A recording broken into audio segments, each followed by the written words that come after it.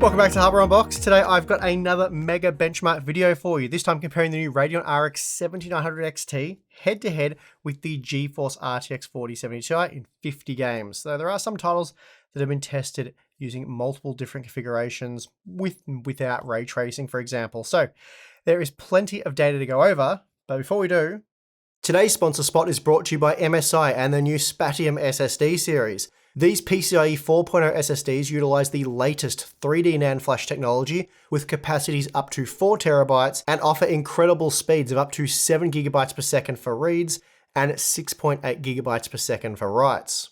They feature built-in data security with AES 256 encryption and E2E data protection, as well as error correction capabilities that extend the endurance and longevity of the NAND flash storage. You can also migrate data, monitor drive health and performance in real time with MSI Center, and for that extra peace of mind, all models are backed by a 5-year warranty from MSI. So for more information, please check the link in the video description.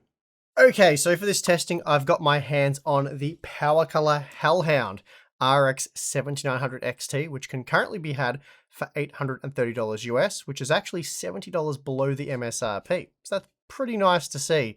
In fact, quite a few 7900 XTs are now selling below the MSRP, with some as low as $800. Not quite as low as we would have liked based on our day one review, but $800 is certainly a lot nicer than $900, and does make me wonder why AMD just didn't start at that price to begin with.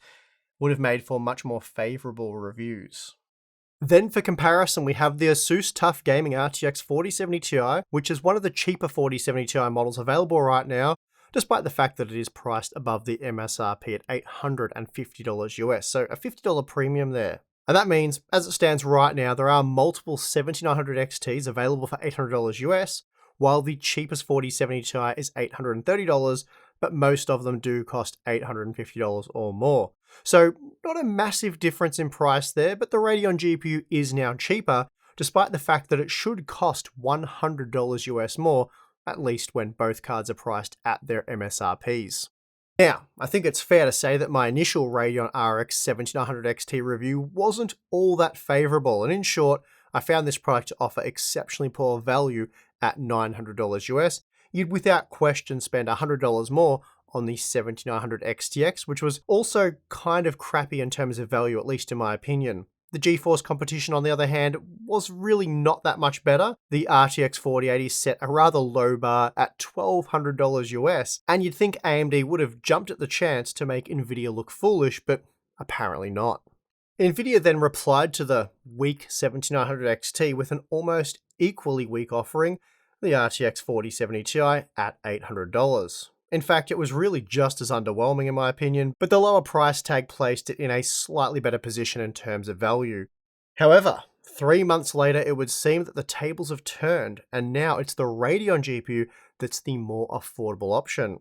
So it's going to be interesting to see how they stack up with the latest drivers across a massive range of games, so let's go look into that.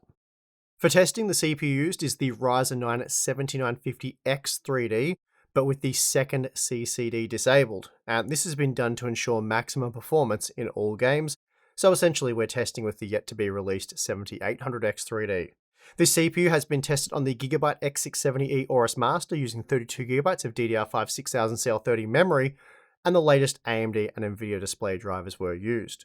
As usual, we'll go over the data for around a dozen of the titles tested before jumping into the big breakdown graphs with all 50 games, so if a game that you're interested in wasn't covered here, such as Apex Legends, just be aware that game was tested and it is in the big breakdown graphs, which, as I said, we'll get to towards the end of the video. And of course, the resolutions of interest here are 1440p and 4K, so let's get into it. Starting with Fortnite, using the Epic Quality preset in the DirectX 11 mode, we find that the 4070 Ti is the faster GPU, though frame time consistency isn't nearly as good as what we see with the 7900 XT, with a much larger variance between the average frame rate and 1% lows. As a result, the 4070 Ti was 8% faster on average at 1440p, but 17% slower when comparing 1% lows. The performance trends at 4K do change though, and now the 4070 Ti is the clear winner, delivering 9% greater average frame rates with 13% greater 1% lows. Now, using the exact same visual quality settings, but moving to the DirectX 12 API, we do see a massive decline in frame rates, especially at 1440p, where the 4070 Ti is a little over 30% slower. Now, some of you have commented in the past that the game does run better for you using DirectX 12 opposed to DirectX 11, but that has certainly not been the case for me with the epic quality settings and a rather powerful CPU. It is possible those of you with weaker CPUs will find DirectX 12 to be faster, but typically I'd expect you'll find more frames when using DirectX 11. Now, with hardware ray tracing enabled, and I want to be very clear on that, hardware ray tracing is the option that was enabled for this testing, along with Lumen and Nanite, we find that performance is very similar using either GPU, and this means in one of the more impressive examples of ray tracing that we have to date, at least in my opinion, RDNA 3 is able to match Ada Lovelace. Therefore, it's going to be very interesting to see how these two architectures compare in future Unreal 5 engine titles using ray tracing. Now, moving on to Call of Duty Modern Warfare 2, I've dropped the basic quality preset testing from this comparison, as some people felt testing this title twice with two very different quality presets was only done to give AMD an advantage, and this was despite the fact that the second result accounted for less than a 1% change for the overall result, given that there were 62 data points. I guess being a fanboy doesn't make you particularly good at math. Anyway, scaling was the same, so we might as well just focus on the ultra data. Anyway, scaling between the RTX 4080 and 7900 XTX in that previous test was the same, so we might as well just focus on the ultra data. Here, the 7900 XT blasted the 4070 Ti by a 31% margin at 1440p, pumping at 174 FPS on average, and then at 4K, the Radeon GPU was still faster, but this time by a slightly smaller 23% margin, going from 82 FPS to 101 FPS, and you will still certainly notice that difference. Next up, we have The Witcher 3 Wild Hunt using the ultra quality preset, but with the new ray tracing effects disabled. Here, both GPUs pumped out just shy of 200 FPS at 1440p, and then over 100 FPS at 4K, though here the 7900 XT was 11% faster. So good performance overall from both products, and they did deliver a highly enjoyable gaming experience. Now, with ray tracing enabled, I've also gone ahead and enabled upscaling using FSR2 quality mode, as this allows for an apples to apples comparison. And even with the help of upscaling, neither GPU could manage even 60 FPS at 1440p, meaning performance was around 4 times greater with the RT effects disabled. That's a shocking difference, and for me personally, it means I couldn't justify enabling RT in this title, especially given we're also using upscaling here. Still, if you want to use ray tracing, the RTX 4070 Ti is the better choice for this title, delivering 20% more performance at 1440p. As for 4K though, I think we can ignore those results, unless you're happy with a sad console like 30 FPS on your premium and very expensive GPU.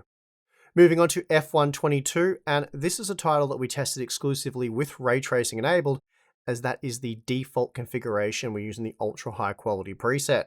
For those of you after more frames, your first stop here should be to disable RT effects, as it does massively boost frame rates for only a very minor downgrade in visuals. In any case, frame rates here were decent, with over 100 FPS at 1440p and 60 FPS at 4K, and both GPUs enabled the same level of performance.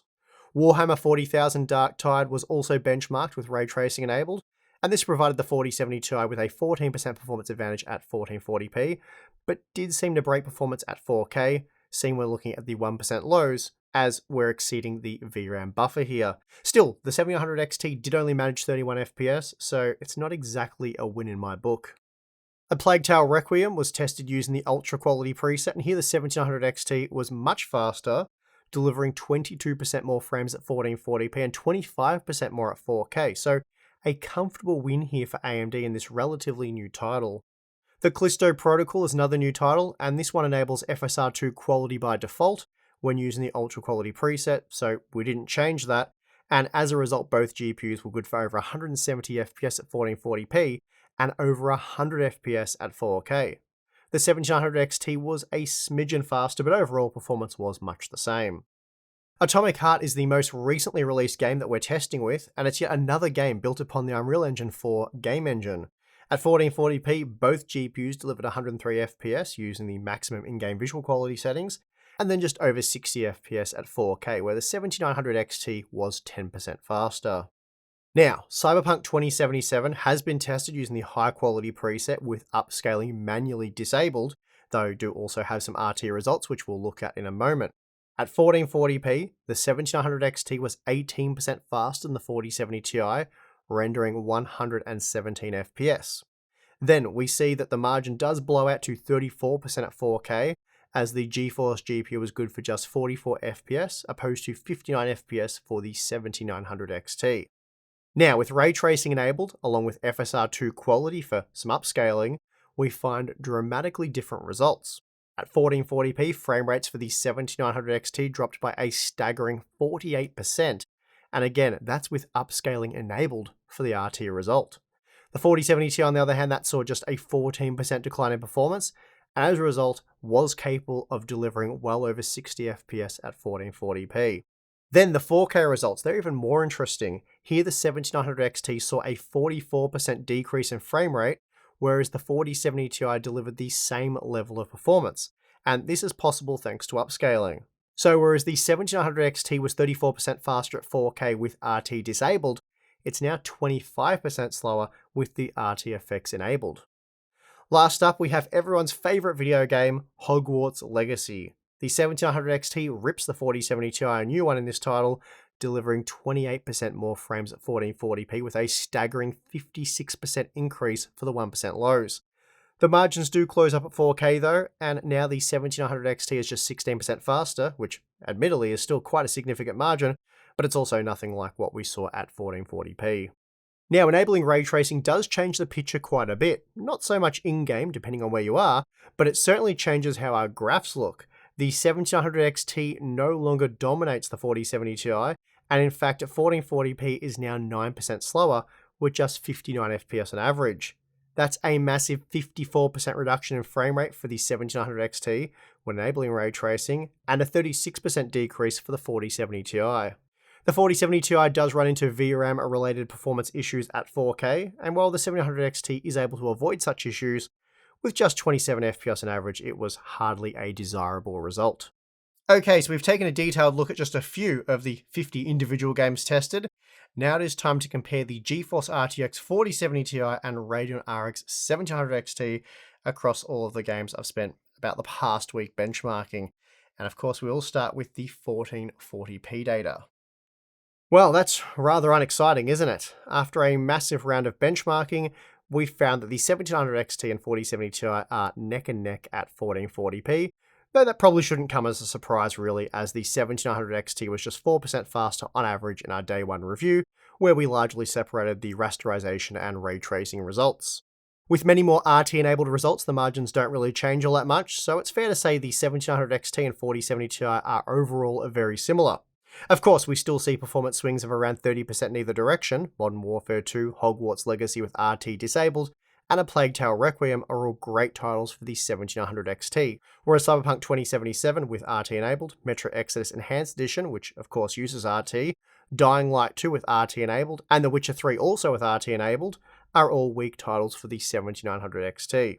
So while it's quite clear that the 4070 Ti typically does much better with RT enabled, that's not always the case, and a good example of this is Fortnite, where performance was much the same. Therefore, moving forward, ray tracing performance between these two products could be a lot more competitive, especially for games using the Unreal Engine 5. Now, in our day one review, the 7900 XT was 8% faster than the 4070 Ti at 4K, and here with many more games and a lot more RT results, it's just 3% faster. So about what you'd expect based on the 1440p results. So that's a technical win for the Radeon GPU, but really anything within a 5% margin can be considered a draw. So there you have it, the Radeon RX 1700 XT versus GeForce RTX 4070 Ti in a massive sample of games. Overall, they are quite similar in terms of performance. The 1700 XT generally does better with ray tracing disabled. Hogwarts Legacy, The Witcher 3, Dying Light 2, and Cyberpunk 2077 were all good examples of that. But there are signs that ray tracing performance in future titles using the Unreal Engine 5 could be a lot more competitive, as we saw in Fortnite. Still, if you're very keen on ray tracing performance, then the RTX 4070 Ti would be the more attractive product, though based on several polls we've run over the past few years, it really does seem as though there are very few of you willing to stomach the performance hit for what RT currently has to offer. But in any case, in the vast majority of ray tracing enabled titles we have today, the RTX 4070 Ti puts on a better show. There's also the little matter of upscaling. DLSS is still king in that arena, and while it's not always head and shoulders better than FSR, it is an advantage of the GeForce GPUs. On that note, I'm sure there'll be some Nvidia fans upset that we didn't test with DLSS enabled, but there's a very good reason for that. If we're going to use DLSS, we have to also use upscaling for the Radeon GPUs, and then you run into a bit of an apples to oranges comparison, both in terms of image quality and performance. So it's just easier and certainly a lot more accurate to test both with an upscaling technology that they both support, ideally the same technology like FSR2, and I'm sure that makes sense to most of you.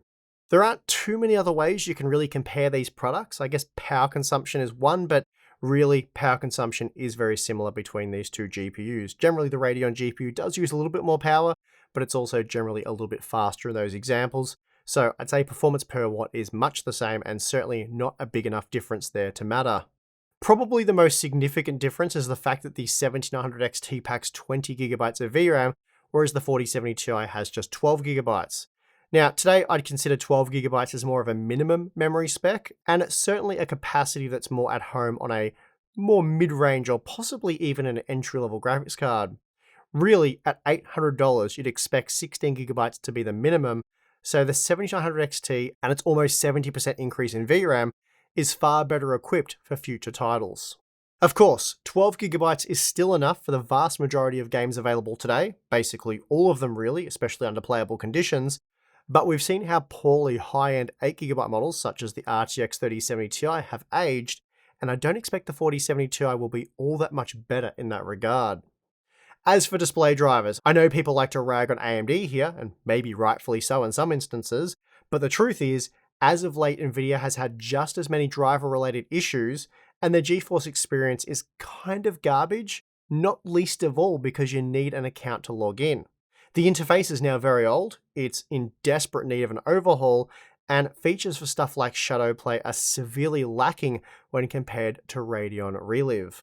At the end of the day though, the biggest issue for the GeForce RTX 4070 Ti right now is the fact that it actually costs more.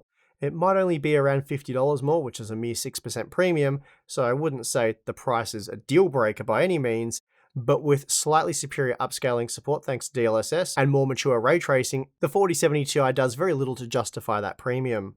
Frankly, at around $800 to $850 US, I'm none too impressed with either of these products.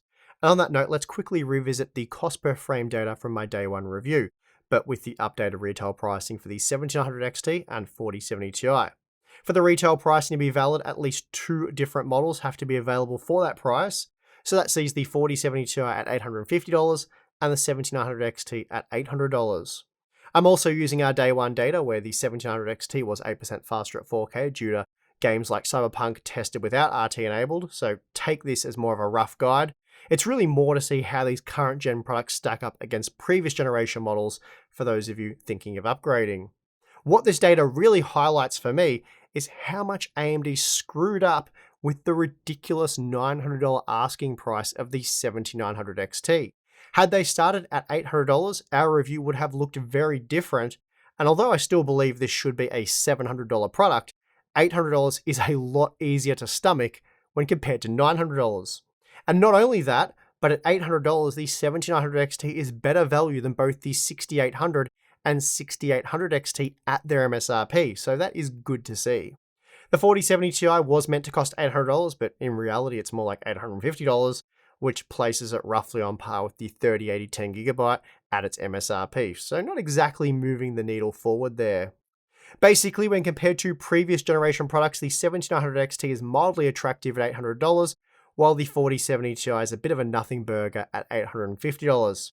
At the end of the day though, they are likely to occupy roughly the same price point over the next year or so, and with similar features and performance, I don't think you can go too wrong with either option, and there's certainly no other alternatives at this performance tier. That said, I can't believe I'm going to say this, but with $100 now knocked off the price, I think I'd go with the 7900 XT, as I do expect that extra VRAM capacity to come in handy down the track, and with no other real drawbacks, it seems as though it is the better option to me, especially given that right now it is slightly cheaper.